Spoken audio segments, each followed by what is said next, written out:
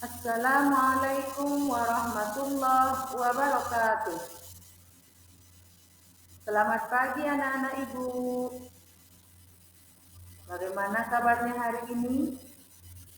Adakah sehat semuanya anak-anak ibu? Alhamdulillah.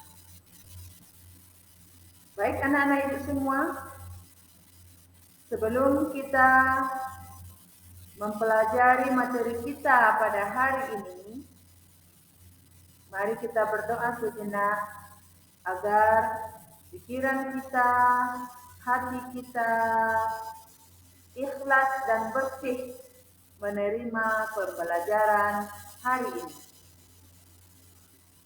Bismillahirrahmanirrahim. Raditu billahi rabba wa bil islami dina wa bi Muhammadin nabiyyan wa rasula. Rabbi shrah li sadri wa yassir li amri wahlul 'uqdatam min lisani yafqahu qawli ya arhamar rahimin. Baik anak-anak ibu, kita akan mempelajari materi kita dengan hukum qalqalah. Namun sebelumnya ibu akan membacakan capaian pembelajaran tentang materi tersebut. Peserta didik mampu menerapkan hukum bacaan qalqalah agar terbiasa membaca Al-Quran dengan baik dan benar. Sebagai prasyarat membaca Al-Quran secara fasih untuk menjalankan kewajiban, menghayati dan mengamalkannya dalam konteks beragama, berbangsa dan bernegara. Kemudian, tujuan pembelajaran menerapkan qalqalah agar terbiasa membaca Al-Quran dengan baik dan benar. Sebagai prasyarat membaca Al-Quran secara fasih untuk menjalankan kewajiban, menghayati dan mengamalkannya dalam konteks beragama, berbangsa dan bernegara.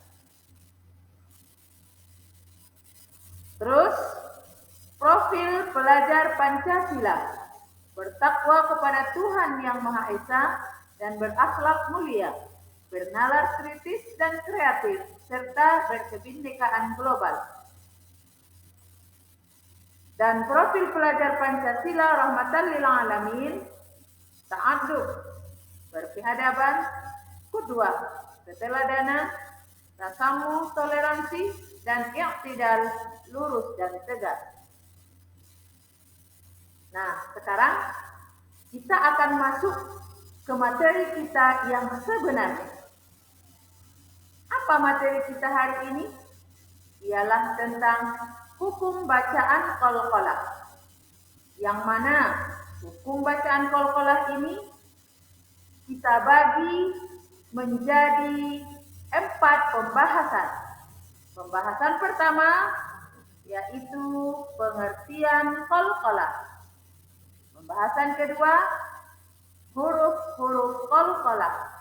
Pembahasan ketiga, macam-macam qalqalah. Dan pembahasan keempat, contoh-contoh qalqalah. Baik anak-anak ibu sekalian, sekarang kita akan masuk ke pembahasan pertama, yaitu pengertian qalqalah. Qalqalah itu berarti pantulan. Qalqalah itu berlaku ketika huruf qalqalah itu sukun atau mati, baik mati atau sukun asli, atau sukun atau mati karena waqaf atau diberhentikan. Ibu rasa dari pengertian tadi anak-anak ibu sudah bisa memahaminya. Sekarang kita masuk ke bagian kedua, yaitu huruf-huruf qalqalah. Adapun huruf-huruf qalqalah itu ada 5. Yang pertama, qaf. Yang kedua, qaf. Yang ketiga, ba. Yang keempat, jim. Dan yang kelima, dal. Atau sering disebut dalam syair Putu Bujadin. Nah, sekarang kita akan masuk ke bagian ketiga atau pembahasan ketiga, yaitu macam-macam qalqalah. Adapun macam-macam qalqalah ini terbagi kepada dua bagian. Yang pertama disebut dengan qalqalah sughra. Sughra artinya kecil, berasal dari bahasa Arab. Maka pengertian dari qalqalah sughra adalah apabila ada huruf qalqalah yang sukunnya itu asli atau matinya asli. Kebanyakan qalqalah sughra itu terjadi di tengah-tengah kata atau lafal. Cara membacanya dipantulkan dengan pantulan yang tidak terlalu kuat. Kedua, qalqalah kubra. Kubra artinya besar, berasal juga dari bahasa Arab. Qalqalah kubra ini ialah apabila huruf qalqalah itu sukunnya baru atau tidak asli, tetapi karena dibaca wakaf atau diberhentikan. Kebanyakan lafal-lafalnya terdapat pada akhir kalimat. Nah, sekarang kita akan masuk ke pembahasan keempat, yaitu contoh-contoh qalqalah. Yang mana tadi pengertian qalqalah sudah kita pelajari, sudah kita bahas, kemudian huruf-hurufnya, kemudian sekarang masuk ke contoh-contohnya. Pertama, contoh-contoh qalqalah sughra atau qalqalah yang pantulannya kecil. Dapat kita lihat yang pertama dengan memakai huruf ba. A'udzu billahi minasy syaithanir rajim. Bismillahirrahmanirrahim. Inna syani'aka huwal abtar. Kata al-abtar, di sana terdapat huruf ba sukun atau ba mati di pertengahan kata. Maka cara membacanya dipantulkan dengan pantulan kecil. Contoh kedua dengan memakai huruf jim. Alam yaj'al kaidahum fi tadlil. Di kata yaj'al, di sana juga terdapat huruf jim sukun. Maka karena jim terdapat di tengah-tengah kalimat, dibacalah jim itu dengan pantulan yang kecil. Dan contoh ketiga dengan memakai huruf dal. Fadkhuli fi ibadi. Fadkhuli, terdapat huruf dal sukun di tengah-tengah kata. Maka cara membacanya dipantulkan dengan pantulan kecil. Seterusnya dengan memakai huruf po. Ya ayyatuhan nafsul mutmainnah. Al-mutmainnah mempunyai huruf to yang berharkat sukun, terdapat di tengah-tengah kalimat. Maka huruf to dibaca dengan pantulan kecil. Dan yang terakhir dengan memakai huruf qaf. Wa khalaqnakum azwaja. Wa khalaqnakum terdapat huruf qaf berharkat sukun, berada di tengah-tengah kalimat. Maka cara membaca qaf dipantulkan dengan pantulan kecil. Nah, itulah anak-anak ibu contoh dari qalqalah sughra. Sekarang kita akan masuk ke contoh-contoh qalqalah kubra. Yang Yang mana tadi kita tahu bahwa sughra artinya kecil, sekarang kubra artinya besar.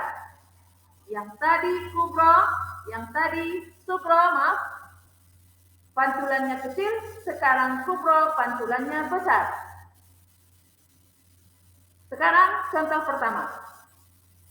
Dengan memakai huruf ba. Wa min syarri ghasiqin idza waqab. Kata waqab mempunyai huruf ba di akhir kata atau di akhir kalimat. Sebenarnya ba itu mempunyai harkat hidup. Namun karena dia waqaf, maka ba itu dimatikan atau disukunkan dengan pantulan besar. Contoh kedua, dengan memakai huruf jim. Fi amrin murij. Di kata murij ada huruf jim. Sebenarnya huruf jim juga mempunyai harkat hidup. Karena dia berada di akhir kata atau akhir kalimat, maka dia dimatikan atau disukunkan dengan pantulan besar. Contoh ketiga, dengan memakai huruf dal. Qul huwallahu ahad. Kata ahad mempunyai huruf dal yang sebenarnya mempunyai harkat hidup. Namun karena waqaf, maka dal dimatikan atau disukunkan dengan pantulan besar. Dan contoh keempat, dengan memakai huruf to. Wallahu min waraihim muhit. Kata muhit terdapat juga huruf to yang sebenarnya juga mempunyai harkat hidup. Namun karena dia di akhir kata atau akhir kalimat, maka dia dimatikan atau disukunkan dengan pantulan besar. Dan yang terakhir, memakai huruf qaf. Qul a'udzu birabbil falaq. Al-falaq. Memakai huruf qaf sebenarnya dia berharkat hidup.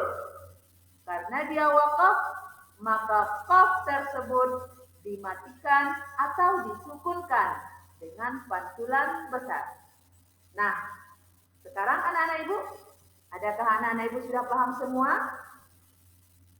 Insya Allah, ibu rasa Ananda sudah paham dan mudah-mudahan dengan contoh-contoh tersebut kita bisa memahaminya lebih dalam lagi dan bisa mempraktekkannya dalam membaca Al-Quran.